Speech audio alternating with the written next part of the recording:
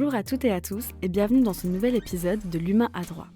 Aujourd'hui, nous vous proposons de prendre un certain recul sur l'actualité internationale récente en l'abordant sous un angle spécifique, celui du droit international public et du droit international humanitaire. Les derniers mois ont été marqués par une succession d'événements majeurs, qu'il s'agisse d'actions menées par les États-Unis au Venezuela, de tensions accrues au Moyen-Orient ou encore de certaines prises de position plus inattendues sur la scène internationale. Ces situations soulèvent de manière récurrente une question essentielle. Dans quelle mesure ces actions s'inscrivent-elles dans le cadre du droit international ? Plus largement, elles invitent à s'interroger sur la place et l'effectivité du droit international aujourd'hui. Pour nous accompagner dans cette réflexion, nous avons le plaisir d'accueillir le professeur Raphaël Van Steenberg, spécialiste en droit international public et humanitaire. Monsieur le professeur, merci beaucoup d'avoir accepté notre invitation.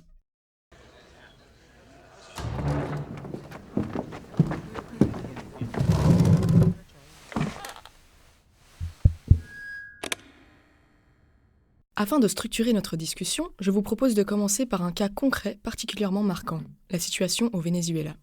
Cette situation a suscité de nombreuses réactions, notamment en raison des implications qu'elle comporte en droit international. Pensez-vous que l'intervention américaine au Venezuela peut être considérée comme justifiable au regard du droit international ? Non, elle n'est certainement pas justifiable au regard du droit international. Mais la question qu'on peut se poser, c'est quelles règles viole-t-elle cette intervention ? Parce que les États-Unis ont présenté, pas de manière très articulée, la justifiant de manière un peu ambiguë, cette intervention, en disant que c'était une opération de police, qu'il s'agissait d'intervenir sur le territoire d'un État tiers pour arrêter une personne qui était poursuivie dans leur pays par leur juridiction. Alors, si c'est une simple mesure de police, alors ça ne viole pas l'interdiction de l'emploi de la force. On sait qu'en droit international, il y a une interdiction très importante, essentielle, qui est l'interdiction de l'emploi de la force. Donc, ça ne violerait que la règle relative à la protection de la souveraineté. Alors, ce qu'il faut voir, cette intervention comme une simple mesure de police, comme le présentent les États-Unis. Mais non, parce que, regardons d'abord les faits. Il s'agit vraiment de mesures recourant qui impliquaient la force. Des personnes ont été tuées, de nombreuses personnes ont été tuées, d'une ampleur quand même assez importante. Et ça, c'est un test très important pour distinguer les simples mesures de police extraterritoriales exercées à l'étranger de véritables emploi de la force au sens du droit international. Et donc, on tombe dans cette interdiction de l'emploi de la force. Et un autre indice, ce sont les réactions des autres États. Et les autres États, tout en ne condamnant pas nécessairement cette intervention, ont vraiment placé cette intervention dans le cadre de l'interdiction de l'emploi de la force, dans le cadre du régime relatif à l'emploi de la force. Et donc, on était bien face à un emploi de la force qui, en l'occurrence, était illégal, car il ne pouvait pas être justifié par les exceptions à ces interdictions de l'emploi de la force, que sont l'autorisation donnée par le Conseil de sécurité, éventuellement le consentement donné par l'État, on sait bien que le Venezuela n'a pas donné son consentement, ou alors la légitime défense qui supposerait que les États-Unis étaient agressés par le Venezuela, ce qui n'est pas le cas. Donc on n'a pas de justification disponible dans le régime relatif à l'emploi de la force. Mais ce qui est aussi interpellant, c'est l'absence de justification juridique articulée de la part des États-Unis pour cette intervention. C'est extrêmement rare parce que les États justifient généralement bien leur intervention, notamment en envoyant une lettre au Conseil de sécurité des Nations Unies et en montrant l'argumentation juridique. Alors là, l'administration américaine s'est passée de cette justification. Alors ça peut être interpellant parce que normalement le droit est utilisé, le droit international est utilisé parmi d'autres éléments pour convaincre du bien fondé d'un comportement. Et là, on a l'impression que les États-Unis se dispensent même de cela, ne voient plus dans ce droit un élément important, un facteur qui peut jouer ce rôle-là, convaincre du bien fondé d'une intervention. L'administration Trump l'avait déjà fait en 2018, lorsqu'il s'agit d'intervenir à la suite d'une attaque chimique de la part du régime de Bachar al-Assad en Syrie. Mais c'est le seul cas, à ma connaissance, où il n'y a pas eu de recours à cette justification juridique. Donc en conclusion, oui, clairement, une violation de l'article 2, paragraphe 4 de la Charte qui interdit le recours à la force. Dans cette continuité, Nicolás Maduro doit-il être considéré comme un prisonnier de guerre au sens du droit international comme il le prétend ? Oui, tout à fait. Il a prétendu qu'il devait être traité comme un prisonnier de guerre, avoir ce statut donc protecteur de prisonnier de guerre. Et quand est-ce que ce statut peut être octroyé? C'est dans le cadre d'un conflit armé international. Donc il faut qu'il y ait un conflit armé international entre des États. Mais c'est le cas, puisque les États-Unis ont employé la force sur le territoire d'un autre État sans le consentement. On est bien dans un conflit armé international, même s'il n'y a pas eu de confrontation, même si c'était unilatéral, uniquement de la part des États-Unis. Un emploi de la force uniquement de la part des États-Unis, il n'y a pas eu de réponse du Venezuela. C'est un conflit armé international. Et même si le seuil d'intensité, de gravité est faible, on est dans un conflit armé international. Ce statut ne bénéficie qu'à certaines personnes, les membres des forces armées de l'État, les membres des forces armées de l'État ennemi, et en l'occurrence, est-ce que Maduro est membre des forces armées? Eh bien oui, selon la constitution du Venezuela, c'est le chef des forces armées.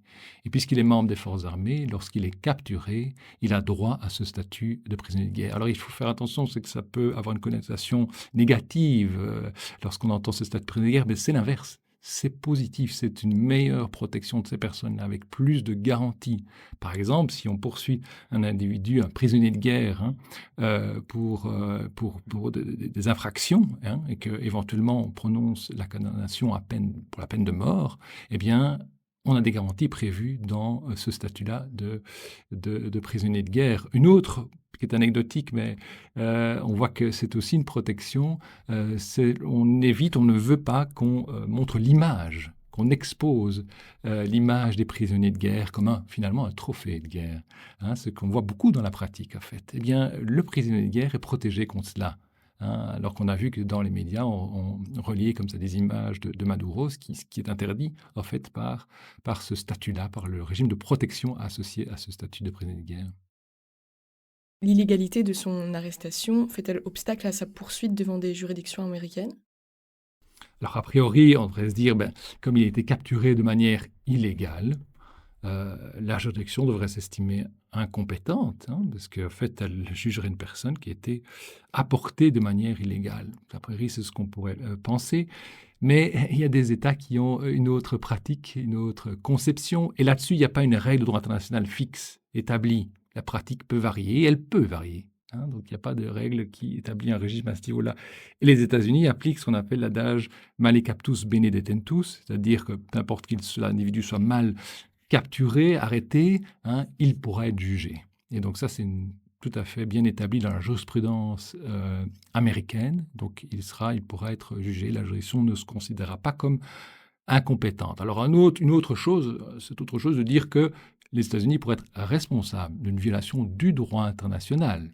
Mais les juridictions seraient toujours compétentes. Elles ne déclareraient pas l'affaire recevable, par exemple pour une violation d'un procès équitable. On pourrait dire qu'il n'y a pas un procès équitable parce que la personne a été mal détenue.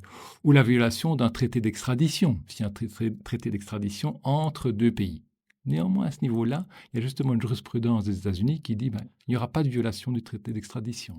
Même si finalement on ne respecte pas complètement la procédure, on kidnappe la personne, il y a une jurisprudence bien établie qui dit qu'il n'y aura pas de violation du traité d'extradition. Donc oui, les juridictions sont compétentes et éventuellement une responsabilité des États-Unis pour la violation d'autres règles. Et concernant l'immunité de Nicolas Maduro, parce que c'est quand même un chef d'État normalement, dans quelle mesure cette immunité pourrait-elle limiter l'exercice de poursuites? Alors l'immunité, c'est vrai que les chefs d'État en exercice et d'autres personnes, les ministres des Affaires étrangères, les chefs de gouvernement bénéficient d'une immunité absolue, ce qu'on appelle l'immunité personnelle, lorsqu'ils sont en fonction, lorsqu'ils sont en exercice. Donc aucune poursuite pénale n'est possible contre ces personnes-là lorsqu'elles sont en exercice. C'est différent lorsqu'elles ne sont plus en exercice. À ce moment-là, on peut les poursuivre pour des actes commis à titre privé lorsqu'ils étaient en fonction, mais pas pour les actes de fonction lorsqu'ils étaient en fonction. Alors là, on le poursuit pour le narcotrafic.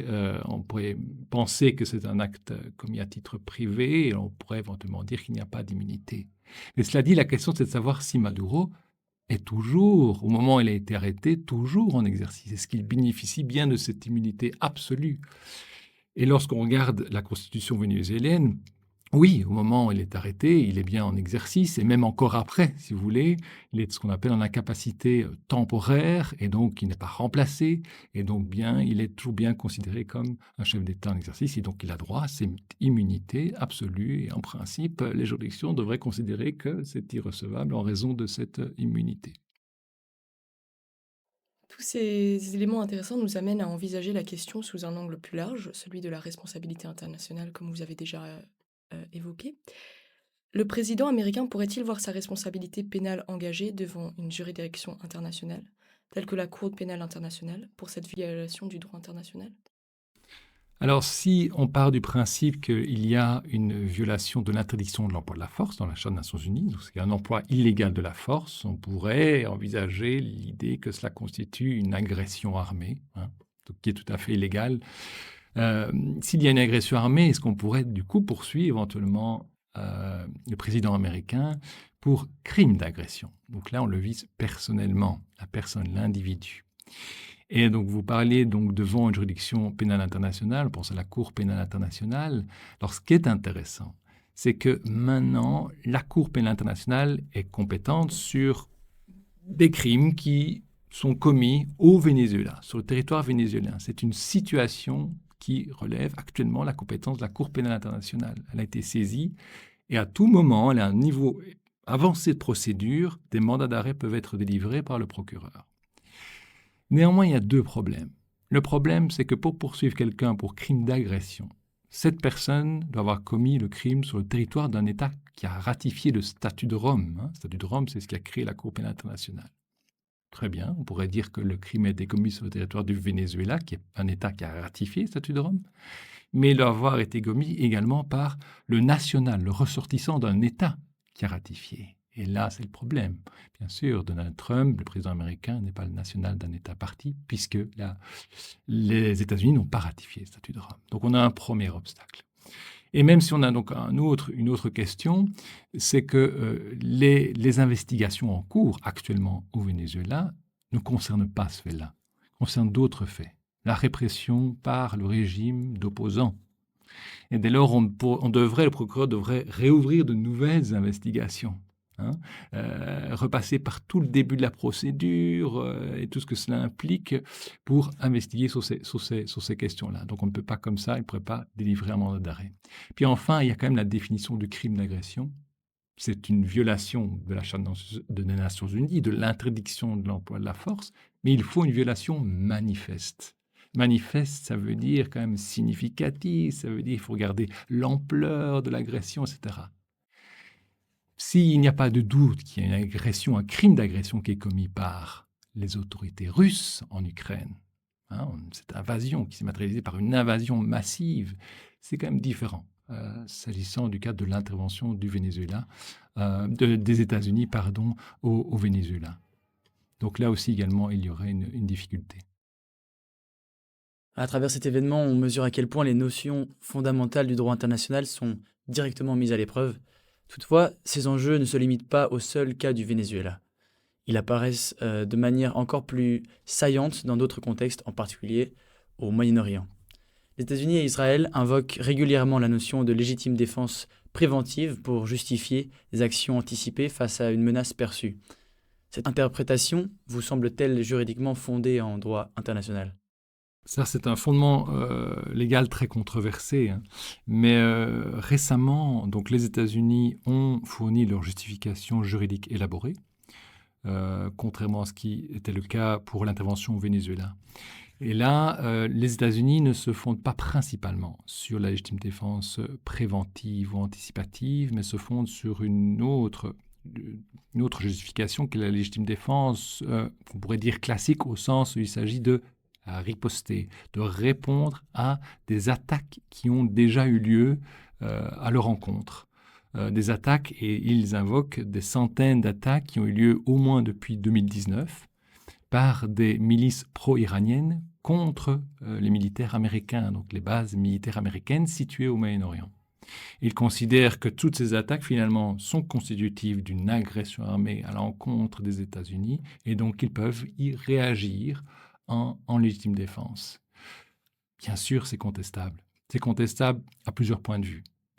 au niveau de la gravité de ces attaques contre le personnel américain. Est-ce que c'est suffisamment grave pour constituer une agression armée au sens du droit légitime défense, donc permettant une riposte en légitime défense?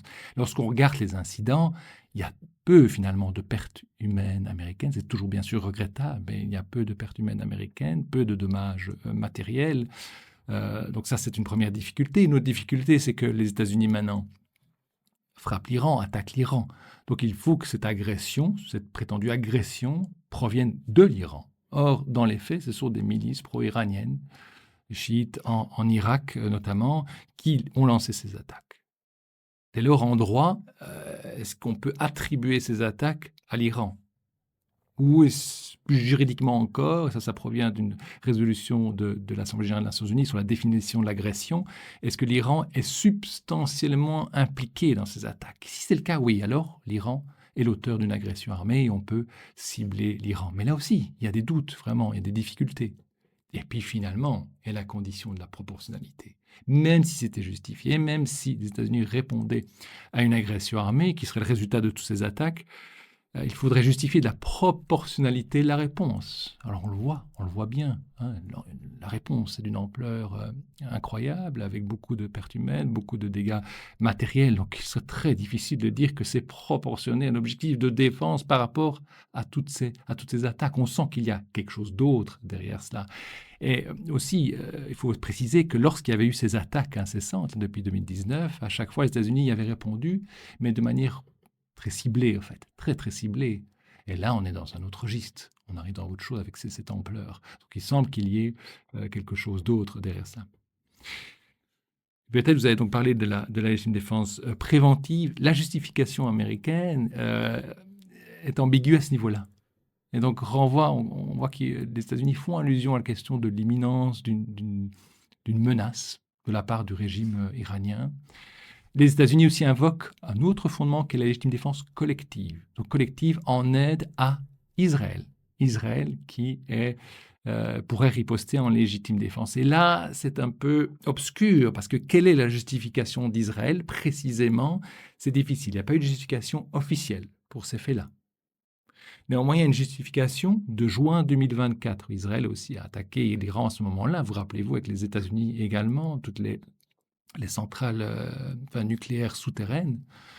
Et là, Israël invoquait un argument tout à fait particulier en disant, vous savez, nous sommes dans un conflit armé depuis longtemps avec l'Iran.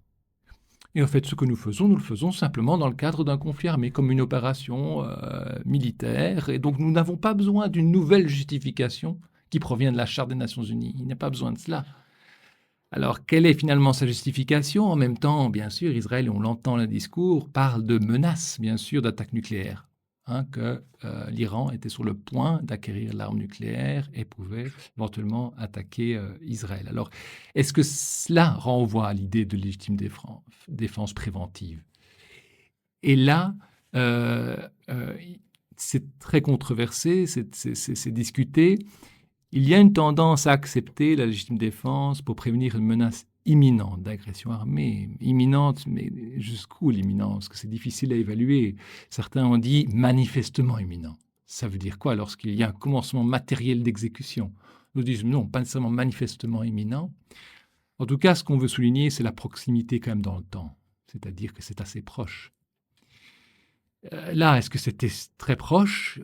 Il n'y a pas de preuve. On n'a pas de preuve que ça allait se faire. Maintenant, on a de plus en plus de retours, notamment au niveau des États-Unis, d'un spécialiste contre le terrorisme qui a démissionné et qui a dit finalement, il n'y avait pas de menace nucléaire. Et aussi une commission au Sénat américain, une personne finalement a indiqué que non, il n'y avait pas cette menace nucléaire. Donc, tout cet argument tombe, même si on acceptait l'idée d'une légitime défense préventive pour prévenir une menace imminente d'agression armée.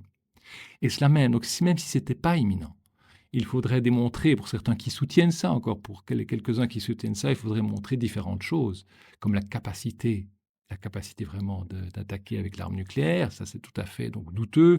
La question de l'intention, est-ce que l'Iran, du coup, s'il avait eu l'arme nucléaire, avait l'intention de l'utiliser contre Israël? Ça également, c'est très douteux. Et puis enfin, surtout, est-ce qu'il n'y avait pas une alternative à cela? Et là aussi, on apprend maintenant que les pourparlers qui étaient en cours, vous savez qu'il y avait des pourparlers concernant le programme d'enrichissement de l'uranium de l'Iran, et les pourparlers étaient en cours, et des propositions apparemment avaient été faites quelques jours avant l'intervention américaine et israélienne par l'Iran. Et il devait y avoir une réunion le 2 mars.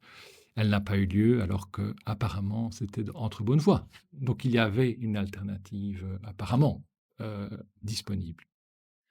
Pour poursuivre sur la thématique de la justification, on voit bien qu'il y a une controverse, c'est assez ambigu, la justification que les Américains invoquent. Est-ce que vous pensez qu'elle s'inscrit dans la continuité d'une pratique antérieure ou bien elle traduit une évolution du droit international? Alors la justification tout à fait récente de riposte à des attaques ayant déjà eu lieu, et si on les prend dans leur ensemble, quelque chose qu'on retrouve dans leur justification pour des attaques qui ont eu lieu en Afghanistan, qui ont lieu en Somalie, etc. On a quand même cette argumentation qui est l'idée de dire il y a eu des attaques passées, à un certain point, elles ont atteint le seuil d'une agression, et on intervient non seulement pour riposter à ces attaques, mais également pour prévenir des attaques ultérieures. Par exemple, le 11 septembre. Le 11 septembre, en fait, c'est encore une nouvelle attaque du réseau Al-Qaïda. Il y avait déjà des attaques par avant. Et les États-Unis ont considéré, à ce moment-là, il y a vraiment une agression armée de la part d'un acteur non étatique d'Al-Qaïda. On atteint le niveau et j'interviens pour riposter, mais également pour prévenir de nouvelles attaques. Et cet argument-là est assez souvent utilisé, il est utilisé en tout cas dans la pratique. Par contre, l'argument de la légitime défense préventive, ça est extrêmement rare, extrêmement peu invoqué par les États. Il y a l'intervention d'Israël donc en Irak contre un réacteur nucléaire, et à ce moment-là, Israël a implicitement suggéré que c'était de la légitime défense préventive. Il y a très peu de cas parce que les États craignent d'invoquer ce fondement de légitime défense préventive parce qu'il pourrait être dangereux pour eux-mêmes. D'autres États pourraient considérer que eux-mêmes constituent une menace à leur égard et utiliser ce même argument. Donc, on voit que les États sont très prudents, ce qui montre que ce fondement juridique est controversé. Les États ne sont pas prêts à l'accepter comme ça. Du côté iranien maintenant, dans quelle mesure la riposte iranienne à la suite de l'assassinat de hauts responsables, tels que l'ayatollah lui-même, peut-elle être considérée comme de la légitime défense? Peut-elle être considérée comme légale au regard du droit international? Alors, puisque l'intervention des États-Unis et d'Israël est constitutive d'une violation de l'interdiction de l'emploi de la force, donc c'est un emploi illégal de la force, et quand même d'une certaine ampleur, d'une certaine gravité, on peut considérer que c'est une agression armée contre l'Iran. Et donc l'Iran a naturellement le droit de légitime défense, le droit de se défendre de cela, en ciblant Israël, en ciblant les États-Unis. Il y a tout de même un problème dans la riposte iranienne, c'est que l'Iran ne cible pas qu'Israël, donc les moyens par lesquels les États-Unis attaquent l'Iran, mais cible également des États voisins du Golfe, des bases militaires américaines, mais pas seulement, des aéroports internationaux, des raffineries, etc., etc. Et là, il y a un souci parce que lorsqu'on agit en légitime défense, on ne le fait que lorsque c'est nécessaire. Il y a une condition de nécessité. Or, les États du Golfe l'ont toujours dit, ces bases militaires américaines ne seront pas utilisées par les Américains pour attaquer l'Iran. C'est très clair. Dans les faits, ça semble confirmer que ces bases militaires ne sont pas utilisées par les États-Unis. Donc il n'y a aucune nécessité d'attaquer les États voisins du Golfe.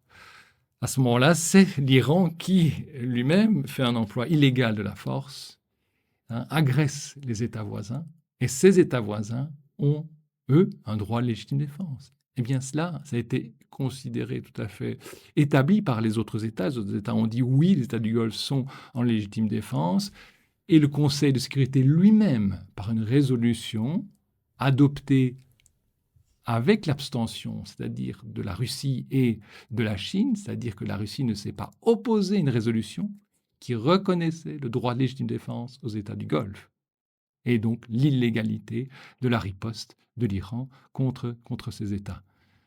Donc à ce niveau-là, c'est illégal. Alors il y a également un autre élément peut-être à prendre en considération, s'agissant de la légitime défense, c'est qu'en principe, lorsque des États autorisent un autre État à utiliser leur territoire pour attaquer un troisième État, donc imaginons la situation des États du Golfe, permettent aux États-Unis d'utiliser les bases américaines pour attaquer l'Iran, eh bien, ces États du Golfe seraient considérés comme des agresseurs.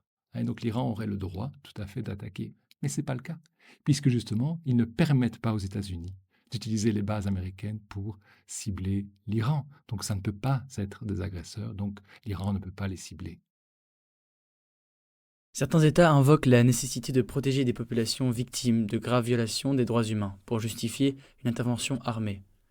Est-ce qu'un tel argument est recevable en droit international et si oui, est-il fondé dans ce cas-ci? Alors, c'est une situation vraiment délicate, là, où des personnes sont persécutées, font l'objet de répression. Et c'est vrai qu'on a vu donc ces manifestants qui ont été tués en Iran. Donc, on a parlé donc de 30 et 40 000 donc, manifestants qui ont été tués. Et c'est à ce moment-là vraiment que s'est posée la question donc d'une intervention militaire pour les soutenir et pour les protéger. Mais finalement, elle n'est pas venue à ce moment-là. Elle n'est pas venue à ce moment-là, alors que finalement l'administration américaine avait dit il ne faut pas dépasser cette ligne rouge, on va intervenir militairement. Mais ça ne s'est pas fait. Est-ce que ça aurait pu être fait en toute légalité?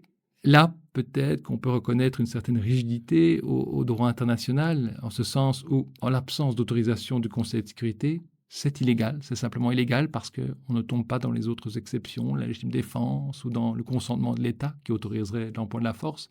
Donc là, il y a sans doute une tension et ça nous rappelle donc des débats qui ont eu lieu surtout dans les années 90 sur la question de l'intervention humanitaire. Donc employer de manière unilatérale la force pour protéger des personnes.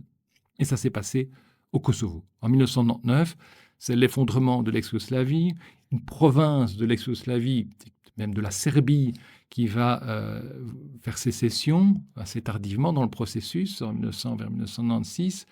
Et bien, les Serbes de Serbie ne souhaitent pas cette sécession. Et donc, il y a une répression très forte des Kosovars. La communauté internationale, pas la communauté internationale, mais plus l'OTAN, décide d'intervenir pour protéger ces populations, donc bombarde donc, les Serbes de Serbie et Monténégro. Et certains d'entre eux utilisent l'argument de l'intervention humanitaire ou l'intervention d'humanité, c'est synonyme en fait, et construisent vraiment toute une doctrine avec certains critères à remplir, etc. Les autres États n'ont pas accepté, parce qu'on comprend bien, si on érige cela en règle, c'est très dangereux, ça devient subjectif. Qui va apprécier si ces critères sont remplis? Est-ce qu'on est d'accord avec tous ces critères? Puisqu'on est dans l'unilatéralisme, ça reste quand même une discrétion, ça reste à la discrétion de l'auteur de l'emploi de la force. Donc, même si dans certains cas, ça peut être légitime, comme l'a dit justement notre ministre des Affaires étrangères, c'est une intervention illégale mais légitime, dans ce sens-là, ça reste illégal. Alors on a essayé de réintroduire, enfin certains ont essayé de réintroduire cette idée d'intervention humanitaire sous le vocable de responsabilité de protéger. Et ça de manière assez subtile, en disant tout État souverain a une responsabilité. On tire la responsabilité de protéger une population de la souveraineté d'un État. Et tous les États sont d'accord avec cela. Mais après, on continue. On dit si l'État n'est pas capable, ou n'est pas simplement capable de protéger sa population, il doit demander l'aide à la communauté internationale, au sens large, à des ONG s'il faut, à des organisations internationales, etc. Si vraiment ça ne va plus, si même là on n'arrive pas à protéger la population, alors là, la communauté internationale au sens restreint, les Nations Unies principalement, ont une obligation d'intervenir, y compris en prenant des mesures coercitives, c'est-à-dire on envisageait l'emploi de la force. Mais à ce moment-là, en 2005, on a dit, attention, uniquement si c'est dans le cadre des Nations Unies et uniquement s'il y a une autorisation du Conseil de sécurité des Nations Unies. Et alors finalement, ça n'ajoutait rien. Ça n'ajoutait rien à cette idée de responsabilité protégée, il fallait toujours une autorisation. Donc finalement, on a essayé de réintroduire cela via la notion de responsabilité protégée, mais ça n'a pas abouti. Donc on est toujours au niveau purement légal, au regard de la charte, ça reste des interventions illégales tant que ce n'est pas autorisé par le Conseil de sécurité. Merci beaucoup pour ces éclaircissements sur la situation en Iran. On va passer maintenant à une question qui nous tient à cœur et qui est sur toutes les lèvres, l'avenir du droit international. L'ensemble de ces éléments s'inscrit dans un contexte plus large qui interroge profondément la solidité de l'ordre juridique international. Le fait que certaines grandes puissances paraissent aujourd'hui s'affranchir du droit international, parfois sans même chercher à justifier leur action, constitue-t-il, selon vous, une menace pour la légitimité et l'effectivité de cet ordre juridique? Alors, c'est vrai que certains disent que c'est un peu la mort du droit international parce qu'on voit des cas de violation donc manifeste du droit international. On parle du droit international en général. On oublie que là, on se concentre sur certaines règles du droit international. Principalement l'interdiction de l'emploi de la force qu'on a vu avec les interventions des États-Unis. Mais rappelez-vous, s'agissant de Gaza, on a parlé surtout des violations du droit des conflits armés, hein, du droit de la guerre. Et donc on a insisté là-dessus. Alors attention, il n'y a pas que cela en droit international, il y a bien d'autres règles, bien d'autres domaines. Hein, le droit diplomatique, le droit commercial, des accords commerciaux qui sont respectés. Donc tout cela fonctionne bien, tout cela régule le comportement des acteurs étatiques. Donc il ne faut surtout pas tout mélanger. Donc, cette partie-là, il faut bien la garder à l'esprit, elle fonctionne et certainement pas rejeter le droit international dans sa globalité. Alors même si on se concentre sur ces règles sensibles, parce qu'en fait, la question de l'emploi de la force est une question très sensible pour les États, hautement politique. Hein. C'est là qu'on peut avoir, bien sûr, des dérapages et des violations. La même chose lorsqu'on est impliqué dans un conflit armé, pour le droit des conflits armés. C'est des situations de violence, il y a de l'irrationalité. Hein, donc, c'est plus difficile, sans doute, de respecter ce droit-là, ce droit spécifique-là. Mais il ne faut pas oublier, c'est que ce droit est également respecté, il n'est pas toujours violé. Alors, il faut aussi faire attention à la manière dont les médias traitent de tout cela. C'est certain que les médias ont intérêt, finalement, pour leur public, à se concentrer sur ce droit-là, très sensible, parce que les conséquences de ces violations sont énormes et attirent finalement l'attention du public. Ça ne veut pas dire qu'il n'est jamais respecté, il est certainement respecté. Et il ne faut pas oublier, justement, parce que c'est un droit particulier qui protège les personnes, la vie de personnes. C'est lorsqu'il est violé, c'est terrible. Mais lorsqu'il est respecté, c'est extrêmement bénéfique. Donc ça permet de sauver des vies. Et c'est ce que je dirais aussi à des étudiants qui travaillent dans ces domaines-là, où ça peut être décourageant lorsqu'on voit des violations, c'est que si il est respecté, ne fût-ce que quelques fois, on sauve des vies humaines, beaucoup de vies humaines. Hein, ce n'est pas le code de la route. Lorsqu'il est violé, il n'arrive rien. Non, lorsqu'il est violé, il arrive beaucoup de choses, mais lorsqu'il est respecté, c'est extrêmement bénéfique pour les personnes. Donc ça, c'est une chose importante. Et puis, il y a surtout la survie du droit aussi dépend de ses membres et donc de la manière dont les membres réagissent par rapport à cette érosion, à cette violation des règles du droit international. Et lorsqu'on voit, alors c'est pas pour la première fois que l'interdiction de l'emploi de la force est violée, c'est pas la première fois qu'il y a des violations du droit des conflits armés et pourtant ces règles continuent à exister. Et parce que lorsqu'il y a eu ces violations, il y a des réactions qui ont montré que ça n'allait pas, qu'on ne pouvait pas agir de cette manière-là. Hein. Et lorsque je prends le cas de l'intervention des États-Unis en Iran et d'Israël, aucun État n'a expressément soutenu que c'était légal.